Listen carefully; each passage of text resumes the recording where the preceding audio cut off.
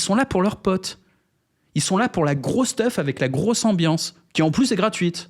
Ils vont pas aller payer pour la petite œuvre de merde sur laquelle il n'y a personne. Ouais, quand je m'excite, elle vient me calmer. Donc il le comprenait tout ça. Mais déjà, il avait peur que son audience se retourne contre lui, parce que c'est un mec qui n'a jamais rien vendu, c'est un divertisseur. Et en plus de ça, terrible, il avait un associé. Et il a pris un associé de la pire des manières. C'est ce que je devine. Je ne sais pas si c'est vrai, mais c'est ce que je devine. Il n'avait pas d'argent, donc il a pris un membre de son Discord qui était passionné par le même sujet que lui. Il lui a donné des pouvoirs. Et ce mec-là lui a dit non. Parce que l'ambition de ce mec, c'est d'avoir le Discord le plus gros de France sur le domaine de compétences ou le domaine qu'ils ont. Putain, c'est vraiment compliqué, là, ce live. Martin dit, ouais, elle est nettement plus mignonne que l'autre. Ouais, et la vibe est vraiment meilleure. Elle, quand elle me caresse, c'est des promesses. Non, on reprend.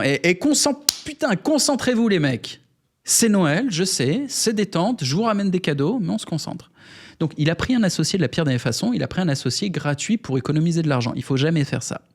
Le problème, c'est qu'il a donné trop de pouvoir à cet associé, que cet associé n'a pas du tout une vision business, il n'a jamais été payé, il ne veut même pas être payé, il est dans un délire genre de prestige. Souvenez-vous, les paroles du sage Tougan, c'est prestige versus profit. Et l'autre, là, l'associé, il veut le prestige d'avoir le plus gros Discord de France sur son sujet.